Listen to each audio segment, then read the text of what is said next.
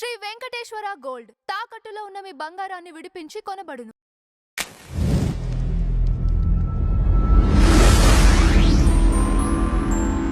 Madam నమస్కారం. నమస్తే. Madam ప్రస్తుతం ఎక్కడ చూసినా ఆడవారి దుస్తుల గురించి టాపిక్ ట్రెండ్ అవుతోంది.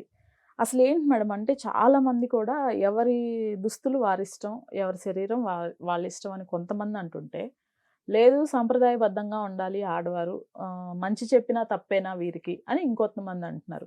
మీ స్టాండ్ ఏంటి? అసలు ఇప్పుడు ప్రజెంట్ జరుగుతున్న ఈ రచ్చ పైన మీరేమంటారు? ఒకటండి, మై బాడీ మై రైట్ అని కొంతమంది మాట్లాడుతున్నారు. మేము వేసుకునే బట్టల మీద మీ ఆంక్షలు ఏంటి అని మాట్లాడుతున్నారు. అయితే ఇక్కడ ఇబ్బంది ఎక్కడి నుంచి వస్తుందంటే, ఈ ఆంక్షలు అనేవి ఆడవారికి పరిమితం చేస్తాం, మగవారిని అసలు ఇందులోకి తీసుకురావట్లే. ఈ గోదాలోకి మగవారిని తీసుకురావట్లే, ఆడవాళ్ళని తీసుకొస్తున్నారు. ఇంకా కొంచెం ముందుకు వెళ్ళి చిన్నపిల్లలకు కూడా ఈ జాడ్యాన్ని అంటిస్తున్నారు. చిన్నతనం నుంచి అలవాటు చేయాలి. ఇప్పుడు ఒక సినిమాలో ఇప్పుడు ఈ వివాదం జరుగుతున్న మంగపతి క్యారెక్టరు ఒక 7 ఏళ్ళు 8 ఏళ్ళు పిల్లకి స్లీవ్లెస్ గౌన్ వేస్తే చాలా ఫైర్ అయిపోతాడు. చాలా ఫైర్ అయిపోతే ఆ క్షణం ప్రతి ఒక్కరికి కొంచెం ఇతను కాస్త ఎక్సెంట్రిక్గా బిహేవ్ చేస్తున్నాడే, ఏంటి క్యారెక్టర్ మరి ఇంత వికారంగా ఉంది అనిపించేలాగా. అంటే అతను చాలా ఎబ్బెట్టుగానే మాట్లాడాడు. ఆ సినిమాలో అతని క్యారెక్టర్ చాలా ఎబ్బెట్టుగానే ఉంది. అయినప్పటికీ ఇదే మంగపతి లాగా బయట కూడా మాట్లాడాలి అని ఒక ఆతృతలో అతను చాలా ఇబ్బందులు పాలవుతున్నాడు. ఇప్పుడు అది వేరు విషయం.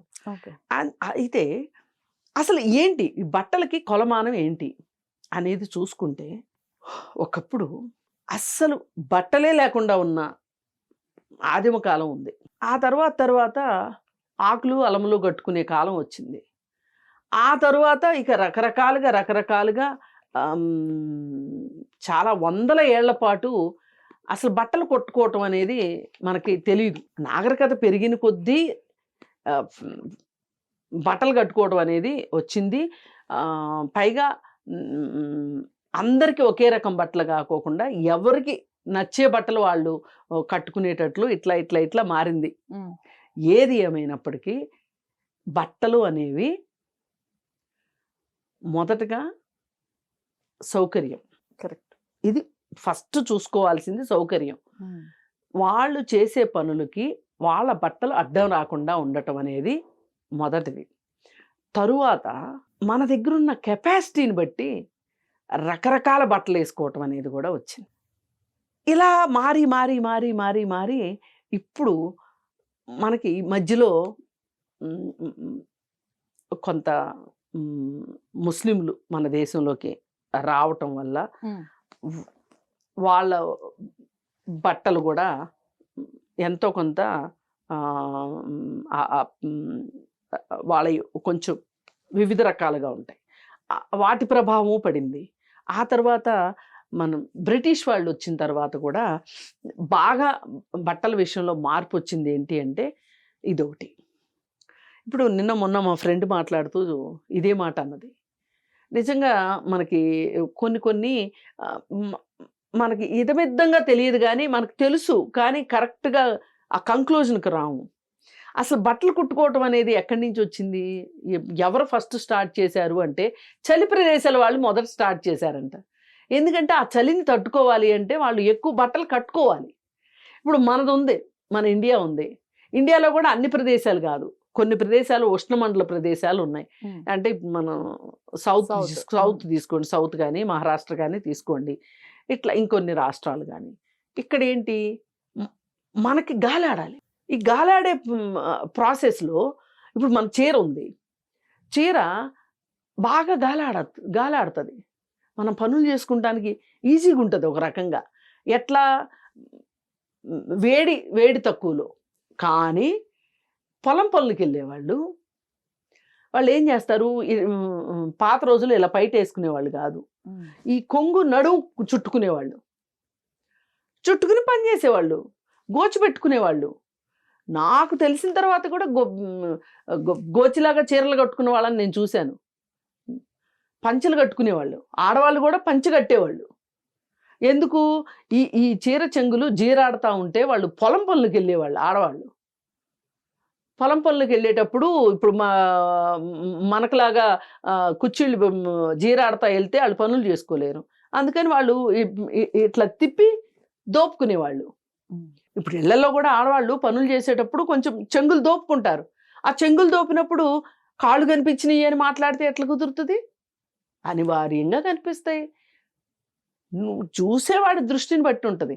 నాకు ఆమె పనిచేసే విధానం నచ్చిందనో, లేకపోతే ముచ్చటగా పని చేస్తుందనో, లేకపోతే ఆవిడ పని ఆవిడ చేసుకుంటుందనో, నా పని నేను చేసుకుంటాను అనుకోకుండా, ఆ పని చేసేటప్పుడు ఆమె కాళ్ళు కనిపించినాయి కాబట్టి నేను అక్కడే నుంచుని తొంగి తొంగి చూస్తాను, వీలైతే ఎదురుగది నుంచుని చూస్తాను, మరి కాస్త అధికారం ఉంటే ఎదురుగా నుంచుని ఎంజాయ్ చేస్తా చూస్తాను, నేను ఎంజాయ్ చేసేది ఆమెకు అర్థమయ్యేటట్లు చేస్తాను అంటే మీ కర్మ ఎవరో ఏమీ చేయలేరు.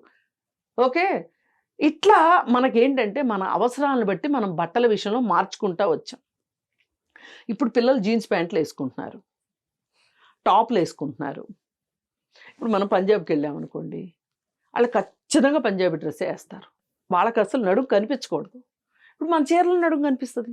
అందుకని చెప్పి ఇప్పుడు ఇదేదో బాగుంది, చూడటానికి అందంగా ఉందని వాళ్ళు చీర కట్టుకోలేరు. మనమేమో పంజాబీ డ్రెస్సులు అయితే మనం అలవాటు చేసేసుకున్నాం. ఎందుకంటే కాలేజీకి వెళ్ళే పిల్లలకి, స్కూల్కి వెళ్ళే పిల్లలకి, లేకపోతే ఉద్యోగాలు చేసేటప్పుడు ఈ డ్రెస్సులు ఈజీగా ఉంటాయి, కంఫర్టబుల్గా ఉంటాయి. ఇప్పుడు మన మూమెంట్కి కంఫర్ట్ ఇస్తాయి, మనం చేసే పనికి కంఫర్ట్ ఇస్తాయి, అందుకని వేసుకుంటున్నాం. ఇకపోతే ఇది మామూలు వాళ్ళ పంచాయతీ. ఇక సినిమా వాళ్ళ పంచాయతీకి వచ్చేసరికి, సినిమాల్లో కాశ్మీర్ చల్లో ఆడవాళ్ళకి చిన్న చిన్న నిక్కర్లేసి ఏవో షూలు లాంటివి వేస్తారనుకోండి, ఆ మంచుగడ్డలతోటి కొట్టుకుంటూ ఉంటారు హీరో హీరోయిన్. హీరోకేం ఫుల్ బట్టలు వేస్తారు. అలాగే డాన్సులు, ఇప్పుడు వాన పాటలు ఉన్నాయి, వాన పాటలంతా అశ్లీలమైన పాటలు ఏ పాటలు లేవు, చీర కట్టే వేస్తారు. మరి ఈరోజు వచ్చినాయి కాదు వాన పాటలు, ఎప్పటి నుంచో ఉన్నాయి సినిమాల్లో. అందుకోసం మనకి ఈ బట్టలు, ఈ డైలాగులు ఇట్లాంటి విషయంలో మనకు ఒక సెన్సార్ బోర్డు అని ఒకటి పెట్టారు సినిమాల్లో. అది ఎప్పుడూ నిద్రపోతూ ఉంటుంది, కోల్డ్ స్టోరేజ్లో ఉంటుంది సెన్సార్ బోర్డు. ఈ వచ్చే సినిమాలు వస్తూనే ఉంటాయి. మరి నా ఉద్దేశం ప్రకారం ఏంటంటే, అసలు ఇప్పుడు మీరు పెట్టే ఆంక్షలన్నీ కూడా ఆడవాళ్ళకేనా? మరి మగవాళ్ళ సంగతి ఏంటి? ఇప్పుడు కాలం మారినట్లు ఆడవాళ్ళు మార్చుకున్నట్లే మగవాళ్ళు కూడా మార్చుకున్నారుగా. అసలు ఈ ప్యాంటు షర్ట్లు మనయ్యా, బ్రిటిష్ వాళ్ళే. అసలు ఇదివరకు జుట్టు బాగా పాత సినిమాలు, మనం టాకీ సినిమాలు వచ్చిన కొత్తల్లో గనక ఆ సినిమాల్లో వాళ్ళని చూస్తే వెనకమాల ముడి ఉండేది. మగవాళ్ళకు కూడా జుట్టు, మగవాళ్ళు కూడా ముడేసుకునేవాళ్ళు. నా చిన్నప్పుడు కూడా నేను ఒకరిద్దరిని అట్లాంటి వాళ్ళని చూసా, ముడి పెట్టుకున్న వాళ్ళని చూసా. ఇప్పుడైతే ఎవరు లేరు. కానీ మరి ఎందుకు మీరు క్రాఫ్ట్లు వేయించుకుంటున్నారు? మీరెందుకు జీన్స్ ప్యాంట్లు వేసుకుంటున్నారు? మీరు కూడా పంచి కట్టుకోవాలిగా. అలాగే ఎన్టీ రామారావు గారు బనీళ్ళు ఉండి, కుర్తా పైజమా కాదు పంచి మీద బనీ, ఇక్కడ ఒక జేబు ఉండేది, చిన్న చేతులుండి, పాత రోజుల్లో ఏ ఇంట్లో చూసినా పెద్దవాళ్ళు అయ్యే వేసుకునేవాళ్ళు. అలాంటివి వేసుకోవాలి. మరి మీరేంటి అమెరికా నుంచినో, లండన్ నుంచినో, ప్యారిస్ నుంచినో తీసుకొచ్చుకున్న టీషర్ట్లు వేసుకుంటున్నారేంటి? వేసుకోకూడదు కదా. ఇప్పుడు మొన్న శివాజీ వేసుకున్నది అది అసలు మన ఇండియాది కాదు, వేరే దేశంలోది. వాళ్ళు చలి దేశాల వాళ్ళు. టోపీ కూడా ఉంటుంది, హుడీస్ అంటారు. ఇక్కడ చాలామంది వేసుకుంటారు, ఆడపిల్లలు వేసుకుంటారు, మగపిల్లలు వేసుకుంటారు. అసలు నిజంగా చాలా కంఫర్టబుల్. దానికి కొన్ని జేబులు ఉంటాయి. కాలేజీకి వెళ్ళేటప్పుడు అట్లాంటప్పుడు నేను ప్రత్యేకంగా మా అమ్మాయి వేసుకుంటే బాగుండు అనుకునేదాన్ని, వేసుకునేది కూడా. ఎందుకంటే పెన్నులు పెట్టుకోవచ్చు, ఏమైనా కొంచెం డబ్బులు పెట్టుకోవచ్చు, కొంచెం చలి ఉన్నప్పుడు కంఫర్ట్ ఇస్తాయి. అలాగే ఏదైనా బాగా చలి ఉంది అన్నప్పుడు చెవులకి ఏమి ఇబ్బంది కాకుండా తల మీద టోపీ పెట్టుకోవచ్చు, బాగుంటాయి. చేతులు ఫుల్గా ఉంటాయి. ఇవన్నీ ఏంటి మరి మీకైతే ఈ విధంగా మార్చుకుంటారు. పక్క వాళ్ళకైతే నేను ఇంకా శివాజీని ఇంకో మాట కూడా అడగదలుచుకున్నా. శివాజీ మీకు కూతురు ఉంది, కూతురు ఉండే ఉంటుంది అనుకుంటున్నాను నేను. మీకు కాకపోతే మీ ఇంట్లో ఎవరో ఒకళ్ళకే ఒక కూతురు ఉండే ఉంటుంది. 6 ఏళ్ళు 7 ఏళ్ల వయసులో నువ్వు స్లీవ్లెస్ గౌన్లు వేయలేదా? అంటే ఏంటంటే దీని అర్థం సినిమా వేరు, బయట ప్రపంచం వేరు. ఇప్పుడు నువ్వు చెప్పింది కూడా కరెక్టే. మొన్న ఏంటి, మీరు బయట ఈవెంట్లకు వెళ్ళేటప్పుడు కొంచెం పద్ధతిగా వెళ్ళండి అని చెప్పావు. అది చెప్పి దానికి కొనసాగింపుగా అక్కడ గోల్ చేస్తున్న వాళ్ళకి చెప్పాల్సింది ఏంటంటే, వాళ్ళు అలానే వచ్చినా సరే మీరు జాగ్రత్తగా ఉండండి అబ్బాయిలు, మీకు హక్కు లేదు, ఆ అమ్మాయిని చూసే హక్కు కానీ అల్లరి పెట్టే కానీ హక్కు లేదు అని చెప్పి చెప్పాలి. మనం ఏం మిస్ అవుతున్నాము అంటే, ఈ మంచి చెడులు చెప్పే ఉద్దేశంలో నెపమంతా ఆడవాళ్ళ మీద వేసేస్తాం. ఎవరైతే వాళ్ళు నిజానికి బాధితులు. ఇప్పుడు మన నిధి అగర్వాల్ బాధితురాలండి. ఇది ఒప్పుకుంటామా? అందరం ఒప్పుకుంటామా? ఆ అమ్మాయి బ్రతుకు జీవుడా అనుకుని కారు ఎక్కి, అమ్మాయి నేను బతికి బయటపడ్డాను ఇంతే చాలు అనుకుని అది చూసాం. అమ్మాయి ఏడ్చింది కూడానంట. ఆ అమ్మాయి నిజానికి అమ్మాయి బాధితురాలు. కానీ ఇప్పుడు శివాజీ చెప్పిన లెక్కల ప్రకారం ఆ అమ్మాయి బాధ్యురాలైంది. ఎట్లా?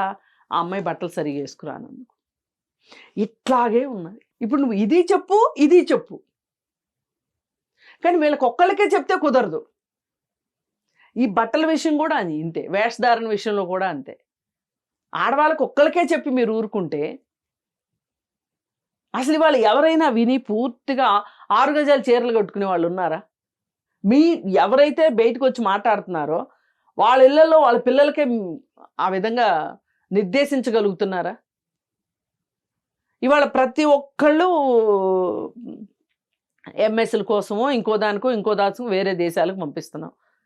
అక్కడికి వెళ్ళిన తర్వాత ఆ పిల్లలు ఏం వేసుకుంటున్నారు, ఎట్లా వేసుకుంటున్నారు, ఎట్లా ఉండి ఇక్కడే దిక్కు దివాణం లేదు. అక్కడ ఏం జరుగుతుందో మీరు చూసి వచ్చారా 24 గంటలు? మరి ఎందుకండి మాట్లాడతారు ఇక్కడ కూర్చొని? ఎందుకు ఈ తీర్పులు ఇవ్వడం దేనికి?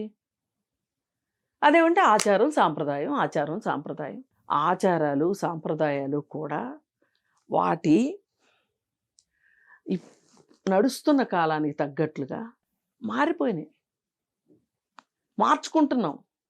ఒకప్పుడు సముద్రం దాటి వెళ్ళకూడదు. సముద్రం దాటి వెళ్తే వచ్చిన తర్వాత శుద్ధి చేసుకోవాలి. ఇక్కడ మళ్ళీ ఇళ్లల్లో కలవాలి అంటే శుద్ధి చేసుకోవాలి.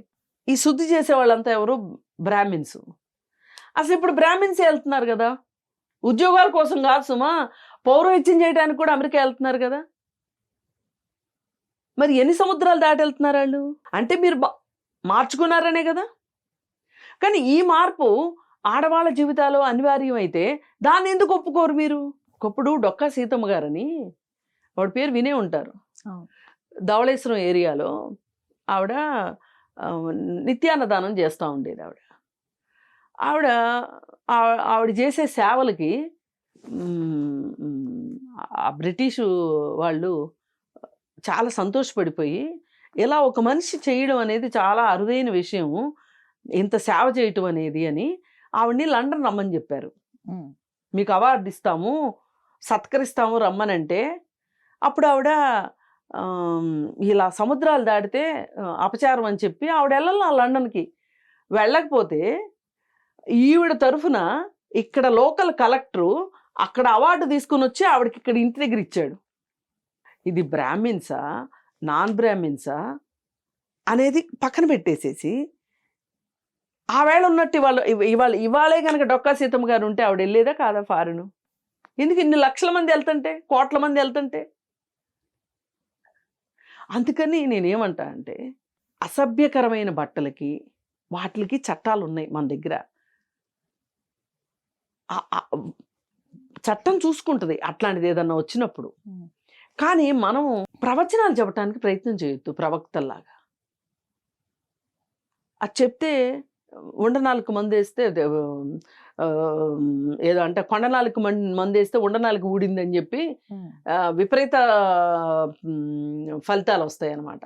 అందుకని బట్టల విషయంలో ఆడవాళ్లే మారాలి అని అనుకోవటం చాలా చాలా తప్పు.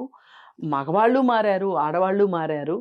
అది ఎంతవరకు మరీ సంస్కారహీనంగా అవనంత వరకు పర్వాలేదు. కానీ మనం ఏదో చెప్పే పరిస్థితిలో ఉన్నాం గదా! మనకేయో 2 కొమ్ములు ఉన్నాయి గదా! అని మనం చెప్పాలని చూస్తే అది వెక్టేస్తది.